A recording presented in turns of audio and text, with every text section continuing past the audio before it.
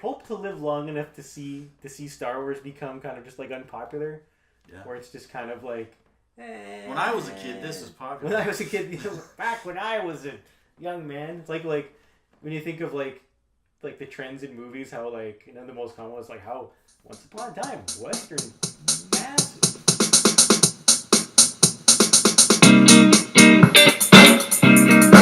Thanks for coming into my studio, Colin. Thanks for having me. It's great. It's cozy. Yeah, I'm really excited to have you in my space and to talk with you about what you do. Cool. Thank you. And I'm also excited that you were able to partake in the road construction that's happening in my That's neighborhood. okay. I everyone should get new sidewalks at least every 30 or 40 years. Yeah. So I mean, this is great.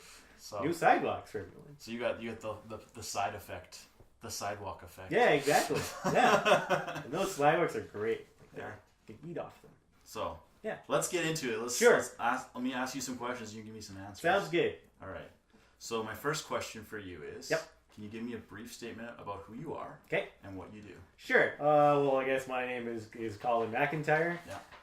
I think my Instagram bio says by day I'm an account executive for a commercial internet company. Mm-hmm. Outside of business hours, I dabble in a bunch of different things. So I'm a cartoonist. Yeah. I draw goofy pictures. I'm the quote unquote chief intern. And creator of a thing called the Long John Index, for which I'm wearing a t-shirt, which I'm shamelessly promoting. I co-host a podcast called I Have Some Notes. Yeah. I blog. I have a little business blog called yegabit.com. So I've got all these different things that I do outside of my business hours, sometimes on my lunch break. And you play music as well. Oh, yeah, I'll play. Not a lot of people know it. Yeah, I do play a little bit of guitar as well. Yeah. Yeah. So, you got a pretty well-rounded... I like to dabble. That's how I like to put it. Yeah. That's a good word, dabble. Yeah. No one uses that word. They should. Kids use dabble. How often do you have to choose between several different creative outlets, and what usually wins? The one that suffers the most is probably music, because I've got all this other stuff that I'll do prior to that. Yeah. But occasionally just be like, you know what, I just feel like I need to just break out the guitar and kick out some jams. Is that a word? Is that a phrase people use anymore? I still use it. Yeah, there you go. But yeah, and in most cases, if it's drawing will typically win because it's the one that seems the least like work. Podcasting is pretty easy just because it's mostly just it's usually scheduled and stuff like that. Mm-hmm. Makes sense. Yeah. And if you had to pick something that you'd do over the other things, that'd probably be the drawing, right? Probably drawing, yeah, because drawing is something that obviously podcasting has only been around. Pod is a fairly new thing. Yeah. I've been doing drawing the longest. Mm-hmm. So I've been basically drawing since I think I was old enough to hold some sort of drawing implement. Right. So all through school, all through high school. Yeah. Blogging is kind of blogging in the Long John Index and that sort of stuff. That those are sort of advents of the internet age, and so had there not been an internet, those things would not have existed. You wouldn't have done them. Yeah. I probably still would have picked up music just because I've come from a musical family. It was just something that just kind of when I was in my 20s, I'm like, I want to finally learn how to figure out how a guitar works. Mm-hmm. And just kind of it's easy to get together with my dad and play some guitar, or my uncles and stuff. So I think with a lot of these different whether it's painting and all this other stuff, you figure you never become a master of everything. Yeah. You just become really good at doing your one thing. Yeah. So it's maybe you're really good at drawing like flowers and bees. And that's your thing. But if someone told you to draw Wolverine, you'd be like, forget it. I don't know. I could draw a Wolverine with bees. Yeah, there you go. Yeah, that would be cool. Yeah. Or Beaverine. Beaverine. There you go. Yeah. Put that in you'll have to do a show. About dressed as Beaverine. when you do the Halloween show. Be dressed as Beaverine. And then you could illustrate it. Yeah. I'll help you design the costume. Yeah. And then you can, I'm sure you bring some of the talented people within the various parts of it, and just all right guys, I need a Beaverine costume. And Edmonton has a superhero. There we go. Do you have a process or methodology for decision making? As in if I decide if I'm going to do something, is there not really. The process is usually just having an idea and deciding that you're going to put at least a certain amount of energy towards it. Yeah. But it's mostly just okay, I'm going to do a thing and I'm going to see what happens. Right. So it's not I try not to tell people I'm going to do stuff. I may like tell someone, hey, I'm thinking about doing X, Y, Z. Right. And more often than not, it's not every idea will be acted on. But usually it's just thinking of like, this would be fun to do. I should try it, and let's see what happens with it. Right. And sometimes you get like a positive result, and you like it, and you want to keep doing it. And sometimes it's like, nah, not so much. Or there's like, or you do something, you're like, geez, this is actually more work than I thought. So I need to figure out how to put the time and the resources towards that thing. To kind of do it correctly. I'm kind of with there with like blogging right now, where I like the blog. I like looking at a blog thing. I wrote that blog, but it's sort of like carving out the time to do it, but also like getting the headspace to do it is a little bit tricky. It's like reflection or like thinking on things. Yeah. It's like that old adage where the thing that you think about is the thing that happens. Yeah. And also, if you talk about things, you'll feel that sense of accomplishment, and then you won't do the thing. Yeah, so exactly. it kind of makes sense. Like you're like, wait a second, I'm going to talk about this, but I'm not going to tell you all of the things. Yeah. Because then I'll get the sense of satisfaction from having talked about it. Yeah, exactly. And then not actually accomplish. Yeah, then it's not done. It's like, oh, I had that idea, and someone else does it, and so. What emotions do you experience in art making? Emotions. Probably calm is the biggest. Is calm an emotion? Yeah. Like okay, yeah. I'd say calm and focus. Serenity. So, yeah, I guess Serenity. so. Yeah, like if I'm drawing something, like it's you get this like you get locked right in, right? And I think when you're doing art, whether it's with your hands or something else, you get to experience. And again, it's something that in the modern day and age is increasingly rare. Yeah. Is just get to lock into something for half an hour, 40 minutes, 50 minutes. You just let your brain just get sucked into it. Yeah. And like I said, like most of us we work in front of a desk, which means we have email, which means we're just getting bombarded with things, and it's like we feel so tired. Where it's like doing like a little drawing out on my lunch break or something. Actually, in a way, actually kind of helps me recharge a little bit. I do kind of notice that like sometimes if I'm feeling like a little like kind of like edgy or kind of like that might channel to like maybe like a certain piece I'm drawing. Like if I'm kind of not in a bad mood, but I feel kind of like if I'm feeling kind of like need to get some sort of a certain type of energy out, that might turn into like a Batman or a Wolverine or a Beaverine sometimes. Where it's like if you're like a little more calm, it's kind of like might just say depends on the thing, but mostly it's just that sense of like of calmness and of peace of just like of just taking a break.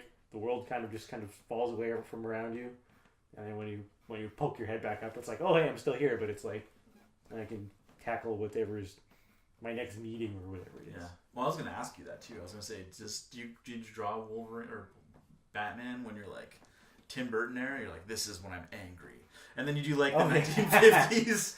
Or 1960s? No, actually, but I actually do try to like. I find this is we could go off another Batman side tangent here. Yeah. But I actually like to draw them sometimes the different Batmans together, because I love all the different versions of Batman. So and I have this. Should I say this on the internet? I have this idea of a buddy Batman movie that pits like 1960s Batman with like 1980s grim and gritty Dark Knight Returns Frank Miller Batman. It's kind of like a Batman team up because they're both so different. And they're both detectives. They're both detectives, but one's like wacky and fun. The other one's like I want to kill a guy with my boot sort of thing. That's another tangent that we'll have to like. That next show will be Winter and Batman. Is what we'll do. Half an hour for that. Yeah, exactly. Cool. Awesome. If I don't do this right now, I will regret it. Do you agree with that statement? Ooh, gosh. At the risk of having all the self-help authors get mad at me, I don't think so. Okay. Because I feel like you don't know what the future is going to hold, so you may have time elsewhere.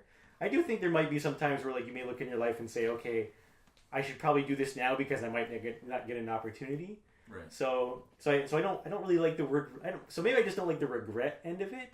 Mm-hmm. But I do think that sometimes it's like you kind of, you may be looking at your life and where you are and say, okay, I should probably do this now because I'm, going to be, getting married, going off to college, having kids, having grandkids, whatever. Yeah. Or, like I might just not have time for this down the road, so I should probably do it now. Or like maybe something will happen to you that'll like change your lifestyle. Yeah. So I do. I do think. So I think maybe I agree with like the idea of like, having a little bit of urgency for things, but maybe not the regret of like, oh gosh, why didn't I do that thing when I was 20? Because now I can't do it now. Right. Because I think, it's a long game. There's there's just like hashtag no regrets. Yeah, no regrets. But I mean, like Stan Lee didn't come up with Spider-Man till he was in his 40s. Yeah. Greg, sorry, just not to cut you off. But yeah. Speaking of 40s, yeah, I reviewed Willie Nelson's new album. Oh yeah. This week, I'm gonna write about it for. I actually already reviewed it, but he didn't become famous until he was in his 40s, and he's like 84. Oh yeah. See, there you go, right? So like, same thing with Stan Lee. Yeah. It's like there was. I wish I had thought of this earlier. There was a guy. There was a singer. Yeah. He's a soul singer. Yeah. He didn't get discovered until he was in his 60s. Right. And he sung all his life, but had never recorded anything. And then someone found him singing in Brooklyn. Yeah. And he has this wonderful, beautiful voice, and he's actually now recorded a couple albums. So yeah. So it's like, if you just keep doing your thing, and sometime you'll just do your thing for your thing. But I mean, don't feel like, no hashtag no regrets. Do it, but don't be like, oh gosh, if I don't do this now, my life is I'm a failure. My life's thing. Don't do that to yourself. But do your thing. Right. Is that an answer? Did I answer the question? It's like a healthy commitment. Yeah, exactly. What drew you back to the arts? Pun intended. What drew me back to the arts? I did for drawing specifically. It was actually Instagram, oddly enough. Yeah. It was just kind of feeling like I wanted to do stuff. Just start drawing again, and it was kind of like, just kind of coming to realize that I kind of missed it, and it kind of did actually. I got something out of it that I didn't really realize I like that, kind of like that, that being able to relax and kind of like kill some time and that sort of stuff. Yeah. And then Instagram, actually just seeing on Instagram all the people posting drawings and stuff like that, was like, well, I should just post a drawing on Instagram just to see what happens, right? Yeah. And it was kind of like a bit of a boost, because I never got like I only have like 600 and some followers on Instagram, so I'm not like 14,000 people. No one's asking me to hawk their art products on Instagram. But I had people like my drawings, but these were people that, what was actually kind of surprised me is that some of the likes I got on Instagram were actually from like actual professional big time artists who were like, hey, this looks cool. I'm like, this is like just a little drawing of like Laura Croft. Like, it's nothing nothing crazy. Yeah. So just to kind of get this sort of like that instant kind of feedback from like, people who are like actual it's like professional. a pat on the back, right? Yeah, so it was kind of like, so it kind of helped me kind of build my confidence a little bit, where it's kind of like, all right, it doesn't matter if it's perfect. It doesn't matter if your hand isn't perfect, or the perspective is terrible, or whatever. If the muscles in a leg don't actually look like muscles in a leg, like people. Rob Liefeld. Look like Rob Liefeld, right? Or however you pronounce his last name. Yeah, God bless him. Yeah. So Instagram kind of helped bring that back. But yeah, and then just kind of rediscovering, and I think also just kind of doing the thing. Okay, I'm getting this mindset of, I'm just going to do this for the sake of, not for anyone else, but for me. I'm going to do it because I like doing it, because I get a satisfaction and enjoyment out of it, of trying a different type of pen or trying a different type of pencil. Mm-hmm. It's a tangible, gratifying result. Yes. Cool. I like how you put that. That's what I try. Yeah. I try and give like bite-sized segments. you try to make things sound smart and intelligent so that you know what you're talking about. Yeah, and also some just ramble on just for. Well, and I mean, I'm trying to showcase your intelligence as well. Oh yes, thank you. I'm the lens. Oh yes. Which I'm like the filter on the light, so to speak. Exactly. The tungsten filter.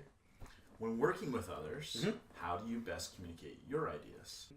Just kind of floating ideas, right? Like I don't think I certainly don't be like, this is what we have to do. This is the way we're going to do it. Yeah. Be like, hey, what do you think of this? Or I had this idea. How would we do this or do that? And sometimes you can work it out so those things will happen. Other times you won't. Right. But I think it's always, I like the term just like pitching ideas, just to say, here's some ideas, here's some things we can do. Mm-hmm. But also kind of being like, well, like not being afraid to say, I don't know if that works.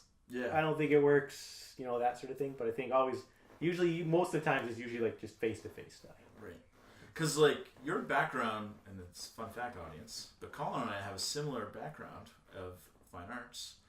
He's more of a rebel than I am. That's right. You were like, screw this, I'm quitting BFA. Mm-hmm. So you're used to doing formal criticism. You enjoy it.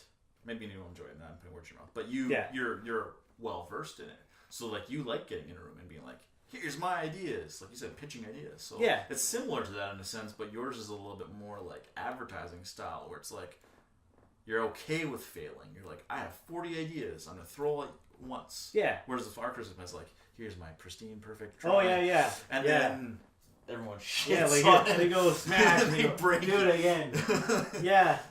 I think you kind of have to be. I think that was when it was kind of more in like the formal art circles. Yeah. I think that's a skill you kind of have to develop as an artist, is being okay with like criticism, because not everyone has the same perspective or viewpoint as you do. Yeah. And people, you know, may not like the thing you do. They may have very strong reasons for not liking whatever it is you're doing. That's right. So it's being able to kind of like separate the usefulness out of that and take the good stuff out of it, versus just like, oh gosh, like so and so hated the thing, but but I do find that interaction just like, it helps just to kind of just be like, all right, what do you think? And we're just like you know, one of the things I actually kind of did early on was like, if someone was kind of like hemming and hawing about it, and be like, no, just tell me what you think. Like, be honest with me. Don't be like, well, I don't know how to tell you this. I'm like, just tell it to me straight. We're here right now. Let's just get it up. Always be closing. Oh, man. Yes or no. Is my boss going to be watching this? Hopefully not. This isn't going to be on like the public internet, is it? Yeah. You've struck. So, always be closing kind of drives me bonkers. Yeah. Because I've been in sales for almost half a dozen years now. Yeah. And I'm surprised at how often I see that and hear that as a reference point, where it's like people will kind of base like their selling philosophy on a fictional character in a movie based on a play. Like, God bless Alec Baldwin, he did a great job. It's not even in the play. It's not even in the play? No. Oh, I didn't know that. They invented it for the movie. Oh, really? Yeah, that's where you get when you have a timotheories interview. You get quality. Oh, wow! I didn't know that. Yeah. I don't really believe in always be closing. I think my mantra for sales is always be advancing. I think is a better thing. And we live in a world now where you, as a buyer of anything, whether it's, you know, equipment or paintbrushes and stuff like that, there's so much information that you can go out and get first to make that purchase. Yeah. Whereas if you're in a situation where if you don't have that information ahead of time, you're like, get away from me. I don't understand this. Yeah, exactly. Then you'll be extra cautious. So I'm coming used to sell this wonderful light, but you've never seen this light before. You have no idea what it does, and I'm the one presenting the information to you. Yeah. You're going to say, okay, that's fine. I'm going to take some time to digest this, make sure you're not lying through your teeth, and then I'll come back. And then I'll come back and have the discussion. So yeah, it depends on what you're selling. It's just an evolution of the sales process. Yeah, right? Yeah. And it's the same with art, right? Yeah. You're making art, and now people have the luxury of making art on their own terms. They don't have to go to school to do it necessarily. They can learn about different practices and techniques online. Yeah, they can do it. Yeah, exactly. I mean, you're in your own studio in your apartment. Yeah. With your own cameras. Yeah. Like 20 years ago, if you were going to do this, you'd have to find some TV station that would let you do your show. Yeah. Yeah. Or you'd have to spend $50,000 in gear to make my own. To make your own thing. Yeah. And then you'd still just have to you'd have a tape and you just have to find someone to broadcast it for you. Yeah. So yeah, hallelujah the internet.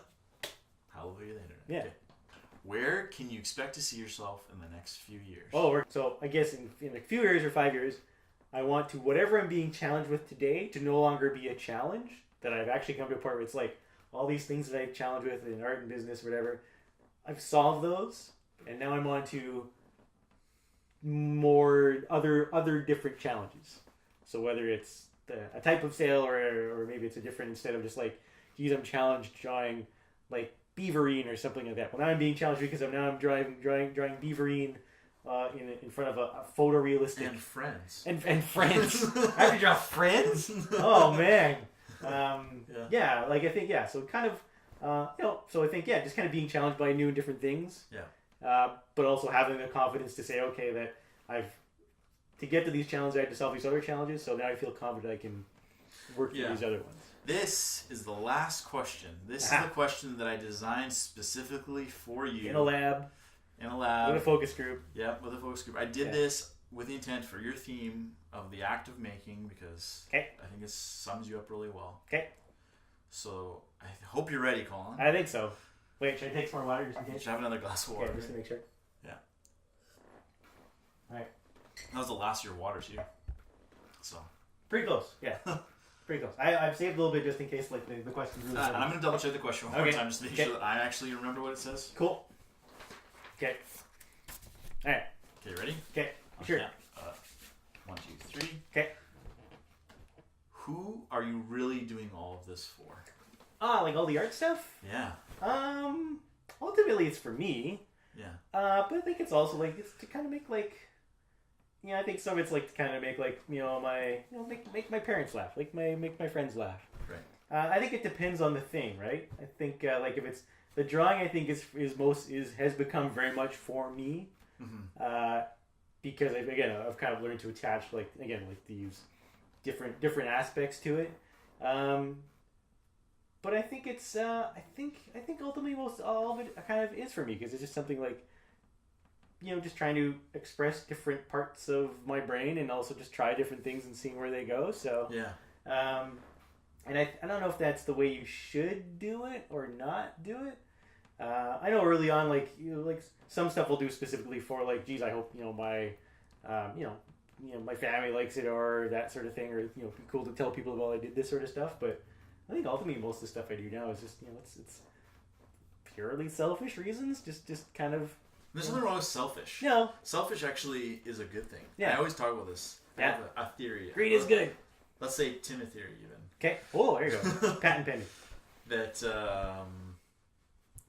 we do selfish things not because we want to like be self-gratifying, but we do it because we actually are self. Like we need to think of ourselves. Like we need to be self-centered. We need to actually, and that's again sounds selfish, but like you actually need to have like a good center. Yeah, yeah. So if you do selfish things, or things for self, you will be more true to yourself. Yeah. And therefore, you will be a better human being. Yeah, I think ultimately, like, and I think playing on that kind of theme, it's like you have to take care of yourself first before you can take care of others. Yeah.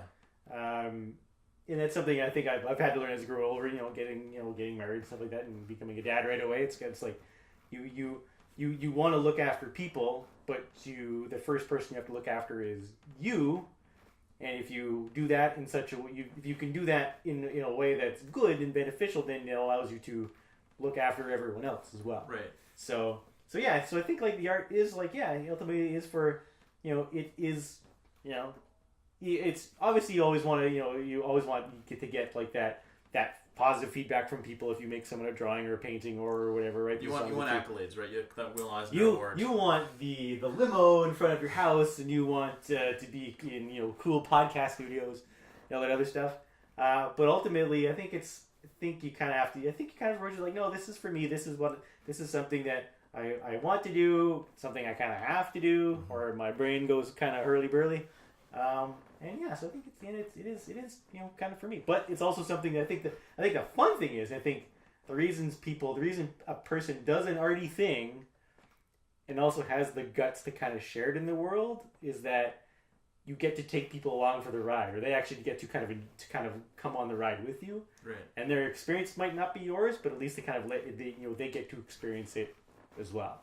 I mean, at the end of the day, not to summarize it for you, but you're basically saying like, I'm making art because I know that when I make art, I am happy. Yeah. Right. Yeah. And it's a part of that. Yeah. Yeah. Yeah. And then the other part of it is like, you want to be able to be like, I achieved this, I made this happen. Yep. I mean, there's lots of little things like you said. But there's a learning process. There's like a growth. There's like an artistic growth, which artistic growth is personal growth. But yeah, I think it's one of those things where it's like you do art not because you want to, not because you have to, because it's like it's a chore. You do it because it's you have to, because it's like breathing. It's like there's something in your brain that has to. There's a story you have to tell, whether it's with drawings or painting or whatever you want to do, tap dance. And if you do it for yourself, then that is your reward. Yeah. So go do it. Go do whatever you need to do. Awesome. Love it. Well, this has been a lot of fun. Yeah, it has been a lot of fun. Thank you. And I'm really excited to see where you continue to go, because I saw, well, not the beginnings of your stuff, but I saw what you're doing before you started doing Instagram, and I've kind of followed you along your journey, and I'm excited to see where. Well, thank you. Yeah, I'm excited to see where it goes too. That's part of the adventure. And I hope that we can have another chat like this in the future. Sure. So just to recap, we need to have a conversation about Batman. Yeah. The many versions of Batman. That could be a long podcast. Yeah. And also about winter and things to do. And winter and why you should do things in winter. Yeah. Yeah. And we should just have a chat to catch up on where you're at. Hopefully in the future. That'd be a lot of fun. And I'm gonna slot you in, put you in my Rolodex of artists, so of Edmontonian artists, and cool. And then hopefully, you can be part of the Legion who celebrates Edmonton culture. Yeah. It's City of Champions. Absolutely. City of Cultural Champions. How about that? Yeah. Let's just add little asterisks in there. Yeah. So that's it. Cool. Thanks. So thanks for coming in. Thanks for having me. And that's all she wrote. Cool. Thank you.